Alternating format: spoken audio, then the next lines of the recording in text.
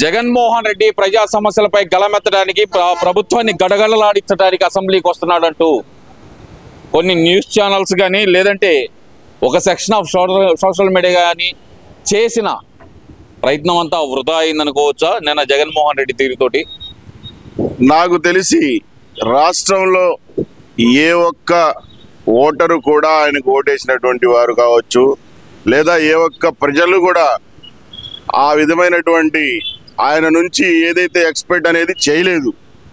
అయితే ఆయన యొక్క ఏదైతే పక్షి మీడియా ఉందో ఆయనకి సంబంధించినటువంటి పక్షి మీడియాలో గతంలో రఘురామకృష్ణంరాజు గారు చేసినటువంటి వ్యాఖ్యలపై ఏదైతే 60 పని దినాల్లో అసెంబ్లీకి అటెండ్ అవ్వకపోతే డిస్క్వాలిఫై అవుతారని చెప్పేసి చెప్పారో దాంట్లో భాగంగానే మరి డిస్క్వాలిఫై అయితే మళ్ళా పులివెందుల్లోనే ఓడిపోవాల్సి వచ్చే పరిస్థితి కానొస్తుంది. కాబట్టి దాంట్లో డ్రామాగా మరి జగన్మోహన్ రెడ్డి ఇవాళ 2 నిమిషాల రెడ్డిగా మారినటువంటి పరిస్థితి.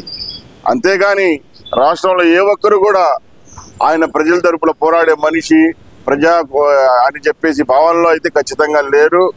ఎందుకంటే గతంలో అధికారం కోసం ముద్దులు పెడుతూ తిరిగినటువంటి జగన్మోహన్ రెడ్డి అధికారం వచ్చిన తర్వాత ఎవరికైతే ముద్దులు పెట్టారో వాడికే పిడిగుద్దులు గుద్దినటువంటి పరిస్థితి గతంలో జగన్మోహన్ రెడ్డి ముఖ్యమంత్రిగా ఉన్నప్పుడు చూసిన పరిస్థితి.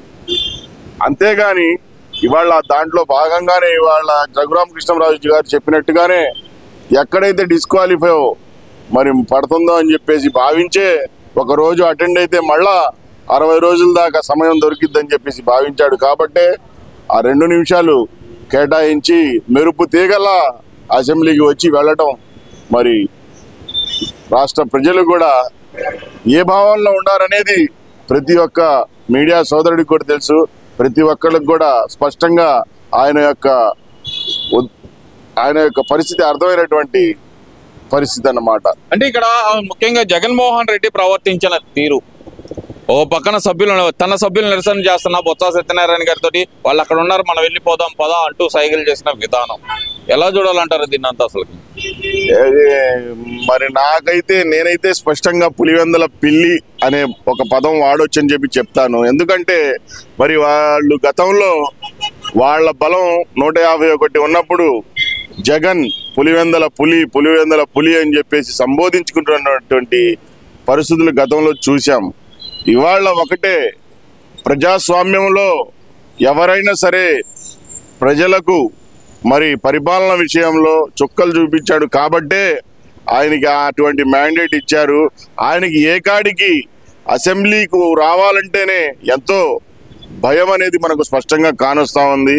ఇవాళ ఆయన ప్రజా సమస్యలు లేవనెత్తడం అనేది ఒక నైపుణ్యత కలిగిన రాజకీయ నాయకుడికి అయితే ఉండిద్ది, ఆయనకి అది లేదు. కాబట్టి ఆయన కేవలం తొలి నుంచి కూడా ఆయన రాజకీయాలు మనం ఒకసారి బేరీజు చేసుకుంటే ఆయన స్వలాభం కోసమే ఆయన రాజకీయాలు నడిపాడు. కానీ ఆయన ప్రజా రహితం కోసం అయితే ఏనాడు ఆయన మరి ఆలోచనలు చేయనటువంటి పరిస్థితి అయితే ప్రతి ఒక్కడికి కూడా స్పష్టంగా అర్థమైనటువంటి తీరు కూడా మనం గమనించాలి. ఇక్కడ ప్రతిపక్ష హోదా ఇస్తేనే మాకు తగిన సమయం ఉంటుంది, ప్రజా సమస్యలపై పోరాటానికి సమయం ఉంటుంది అంటున్న జగన్మోహన్ రెడ్డి వ్యాఖ్యలతో ఏకీభవించవచ్చు అంటారా?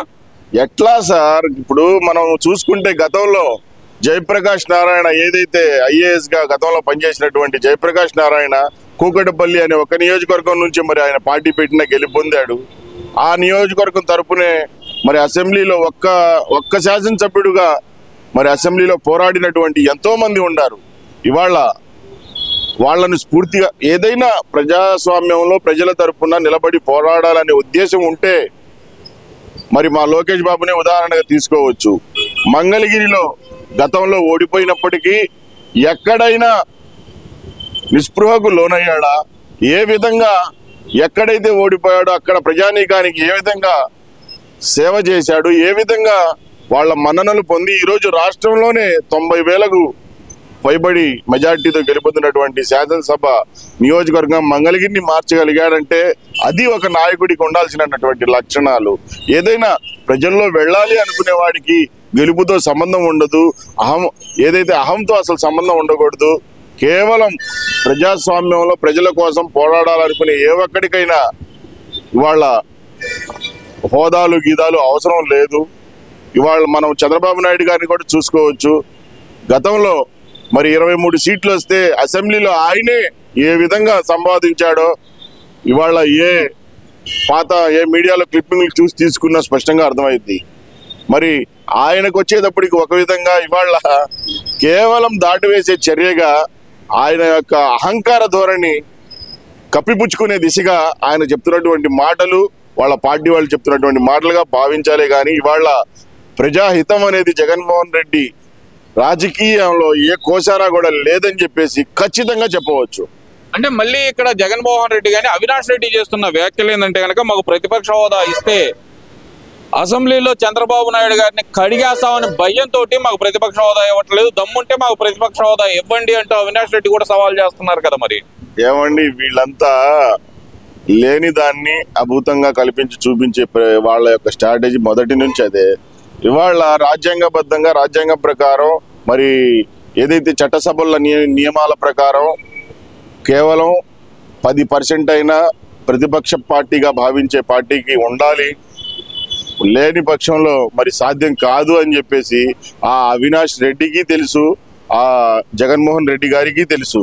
కానీ వాళ్ళ కేవలం ఏంటంటే అరాకొర మరి అవగాహన లేనటువంటి ప్రజలు టీవీలు చూస్తారు, వాళ్ళనైనా మభ్యపెట్టగలిగే ఒక విధానాన్ని వీళ్ళు అమలుపరుస్తున్నారే కానీ నిజానికి రాజ్యాంగం పరంగా చట్టసభల నియమాల పరంగా ఖచ్చితంగా ఏదైతే ప్రతిపక్ష హోదా అనేది రాదు, వాళ్ళకు వచ్చిన సంఖ్యాపరంగా ప్రజలు వద్దనుకున్నారు సార్. ఇవాళ ముఖ్యంగా ఆయన చేసినటువంటి ఈ 5 సంవత్సరాల పరిపాలనలో విసుగు వేసారినటువంటి ప్రజలు ఆయన్ని అంతవడికే పెట్టాలనుకున్నారు. కాబట్టి కేవలం ఆ యొక్క సంఖ్యనే ఆయనకి చేకూర్చారు. ప్రజాస్వామ్యంలో ప్రజలు ఇచ్చిన తీర్పుని ఆయన గౌరవించాలి, దాని ద్వారానే ఆయన రాజకీయ ప్రస్థానం కొనసాగించాలి. అంతేగాని ఇవాళ ప్రజా తీర్పుని వ్యతిరేకిస్తున్నట్టు జగన్మోహన్ రెడ్డి యొక్క పోకడలు మనం ఒకసారి ఆలోచిస్తే ఖచ్చితంగా ప్రజా తీర్పుని ఎవరైతే మరి వ్యతిరేకిస్తారో వాళ్ళు రాజకీయాలు చేసినా ఒకటే, చేయకపోయినా ఒకటే, వాళ్ళకంటూ ఒక నీతి నియమాలు ఖచ్చితంగా అయితే పాటించాలి. కేవలం ఇక్కడ జగన్మోహన్ రెడ్డి గారు కావచ్చు, ఆ బాబాయిని చంపినటువంటి మరి అవినాష్ రెడ్డి కావచ్చు, ఈ బ్రదర్స్ యొక్క మాటల్ని ఏ ఒక్కడు కూడా పరిగణనలోకి తీసుకోడు అని చెప్పేసి ఖచ్చితంగా ప్రజలు భావిస్తున్నారని చెప్పేసి చెప్తా ఉన్నాం.